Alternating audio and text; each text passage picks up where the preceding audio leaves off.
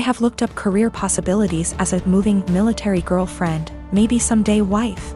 My boyfriend really wants me to go with him, but I don't know if it's the best thing for me, career-wise. Currently, I'm in school, going for my bachelor's degree. I only have 2 years left, and after that, I plan on getting into law school. He's in the Air Force, stationed in Texas, which he's been here for about 3 years now. We have been together for 1.5.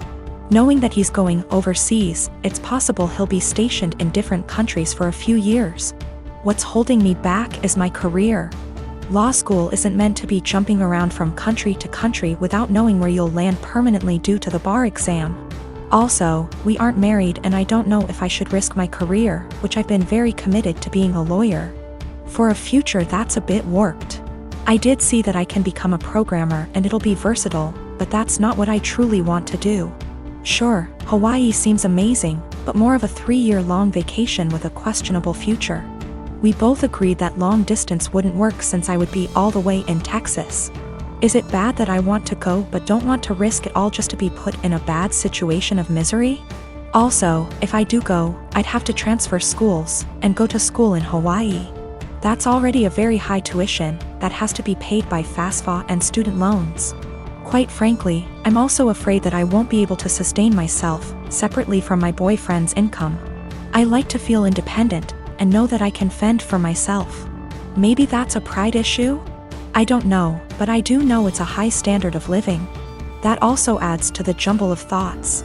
I will also admit, I am fairly close to my parents. In my Hispanic household, we have always been very united.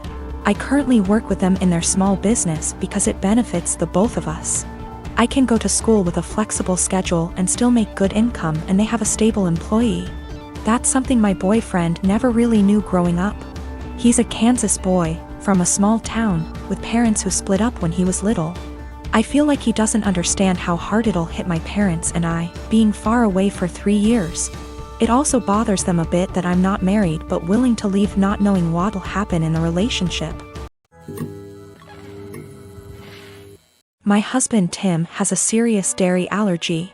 I'm talking about an actual immune system reaction, not intolerance.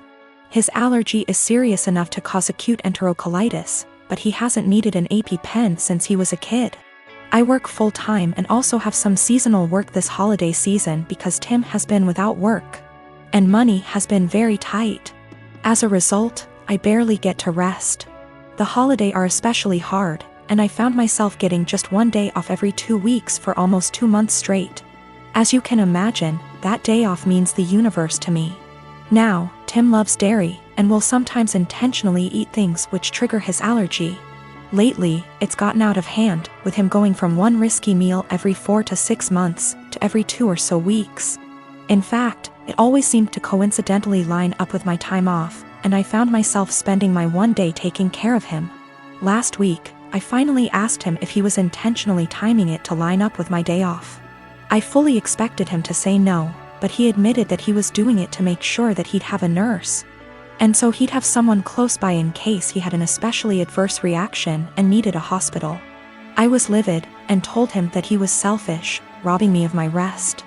I said that if he made himself sick again, I wouldn't take care of him. I'm exhausted and I need to decompress. He didn't say much, so I thought he'd heard me. Fast forward to Friday night.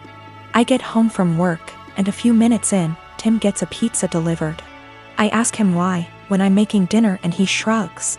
I ask if a large garlic Alfredo pizza is worth the pain, and remind him that I won't be giving up my rest day again. He smirks and eats an entire slice while grinning at me. I left it at that and went back to my dinner. Predictably, he got sick, profusely vomiting, retching and groaning from the intense cramping and diarrhea. I slept in the guest room to get away from the sound and smell. He called for me several times and I repeatedly told him no.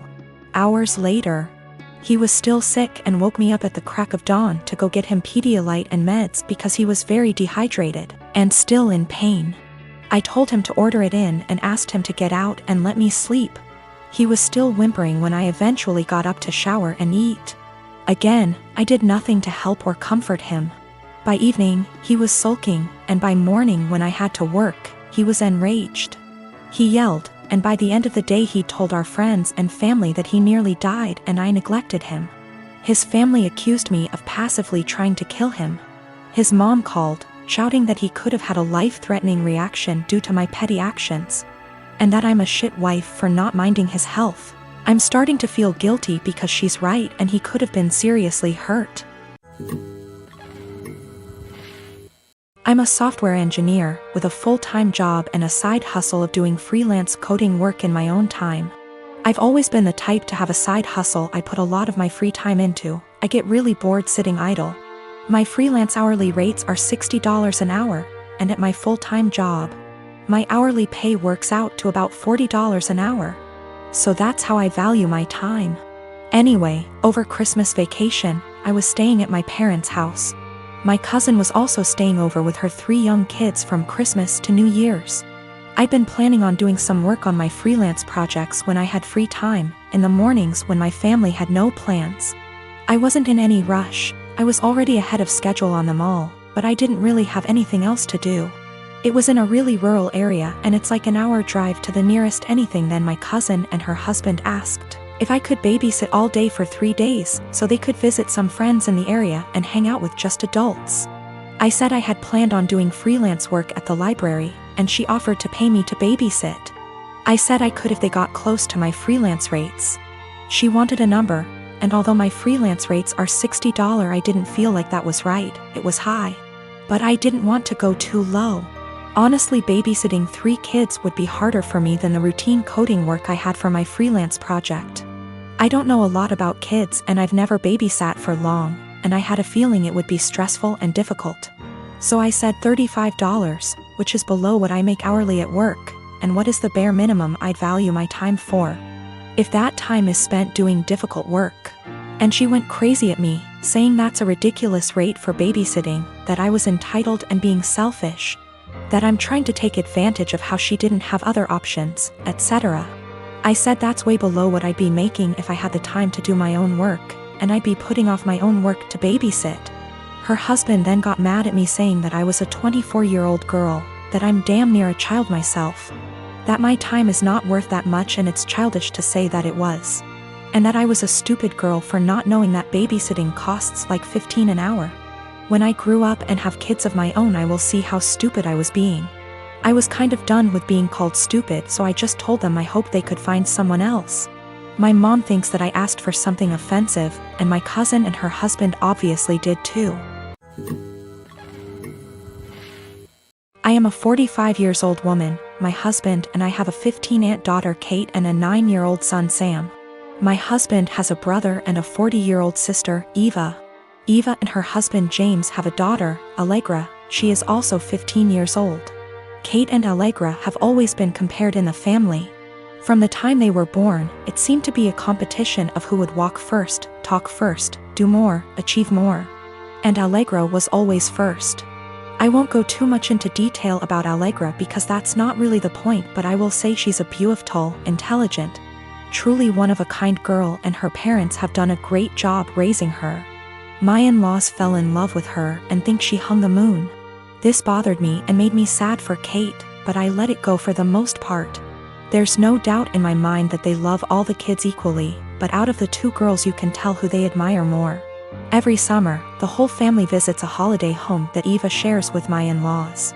Over the summer, Kate met a boy, Luke, who was also holidaying in the area. They started dating. This was Kate's first experience with boys. Allegra had friends who were nearby, so for our first few weeks we didn't see her much. About 3/4 of the way through the holiday, Kate invited the boy she'd been seeing to dinner. Allegra was told to come, and afterwards she would be going to a party. At the dinner, it was clear that Luke was very attracted to Allegra. After dinner, Luke decided he would go to the party Allegra was going to as he had also been invited. They both asked Kate to go, but she wasn't allowed and was very upset. My husband and I felt it was not a safe or appropriate environment at her age.